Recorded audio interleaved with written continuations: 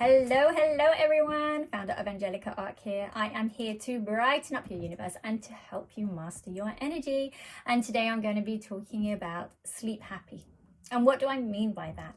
I truly feel that when you get a good night's sleep, you just feel happy the next day. You have the energy to conquer the world, to do exactly what you want to do.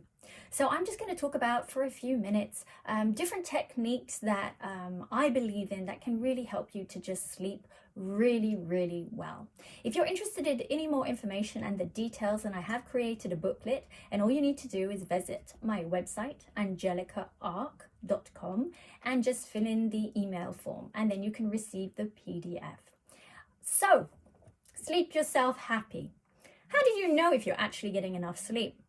You start off your life in your stomach, and the stomach of your mother, and you're sleeping 22 hours a day, and then when you're born you're sleeping 16 hours a day, and as an adolescent you're wanting 9-10 hours a day. And the older we get, the less sleep that we have.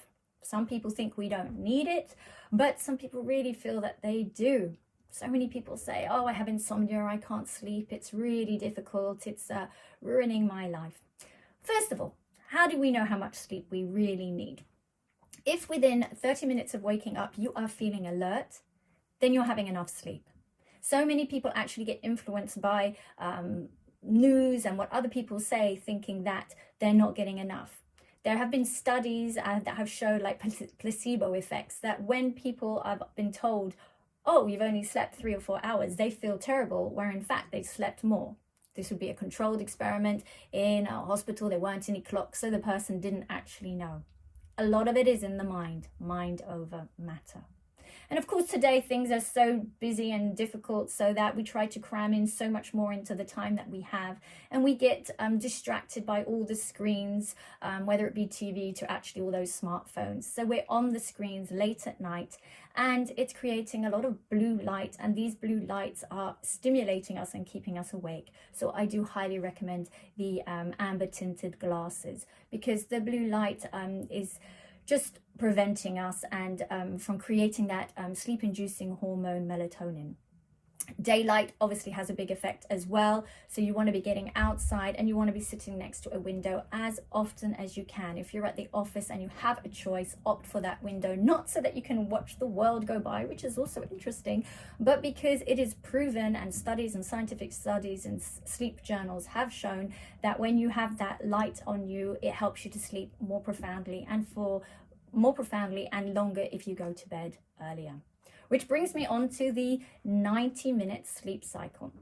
Very interesting study that has been created and that has been studied, and that has shown that you need to look at the time you have to wake up in the morning. Let's say it's 6:30 in the morning. You go back incrementally in 90-minute blocks, and you can work out what time is the best time to go to sleep. So let's say you need to wake up at 6:30 in the morning. You go back 90 minutes. So that would be 5 to 3:30 to 2 to 12:30 to 11 to 9:30 p.m. So you could either go to sleep at 9:30 p.m. or 11 in order to wake up feeling refreshed. How does that work? The 90-minute sleep cycle shows that you feel most alert at the end of the 90 minutes, because that last few minutes is a light sleep. If you get disturbed in the middle of it when you're sleeping profoundly, you will wake up feeling like you came from another planet and you can't focus and irritated.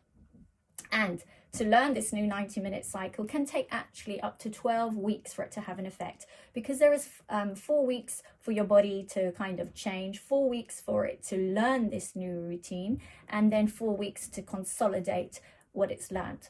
So if you're someone with big sleeping issues, give it a try, see how that works out for you, because the 90-minute sleep cycle is extremely interesting.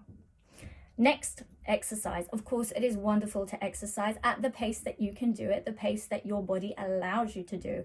The best time is seriously in the morning if it's a possibility. From walking, from brisk walking to jogging to running. You get the double great effect, because you get the fresh air and the daylight outside, and then you've got the whole day to use this energy that it creates.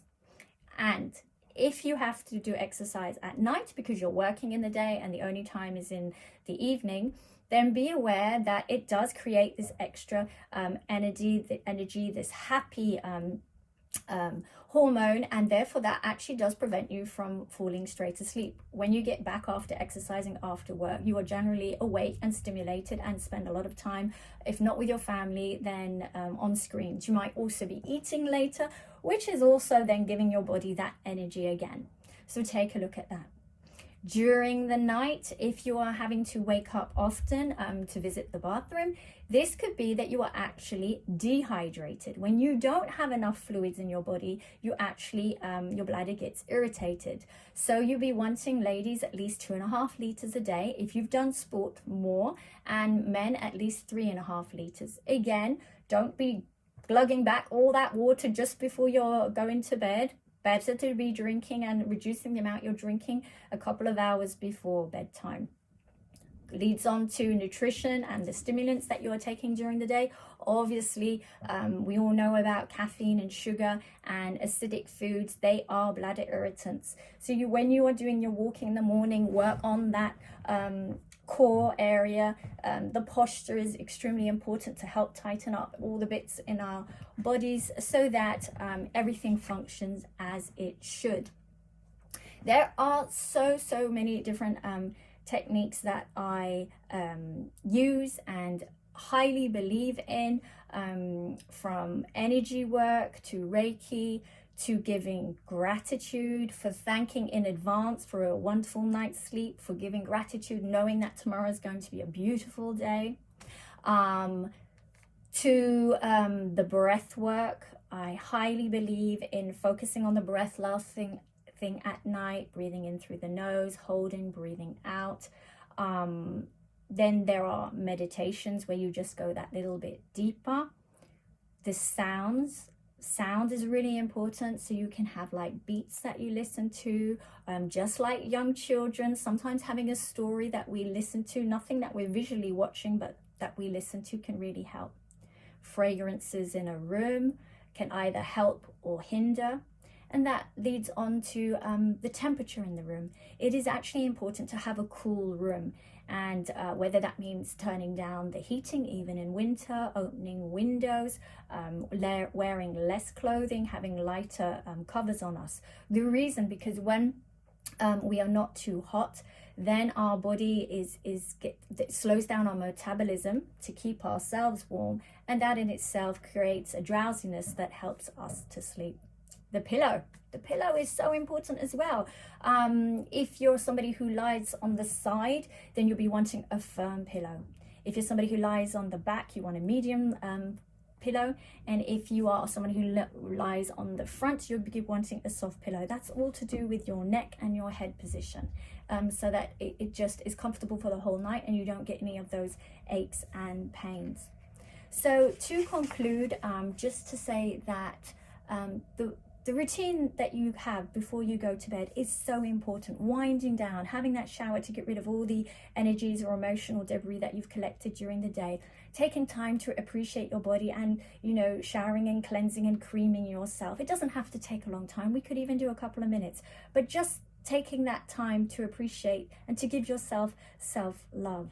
So just remember that nobody can take your power away, not even you, as to whether you can sleep or not. So often it's in the mind. We think, oh, it's genetic, it's an emotional state I have, or it's because of my age, I'm not meant to sleep so much or anymore, or any of those kind of things.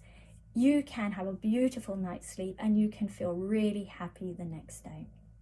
I so hope that resonated with you. If it did, then you have found your whole healing home right here with me, here on YouTube. I also have a Facebook page where it's at Brighten Up Your Universe, and I of course have my website where, again, if you want the detailed PDF booklet with so much information, then you just send me an email. There is a link, and the website again is angelicaarc.com. I am signing out with so much love.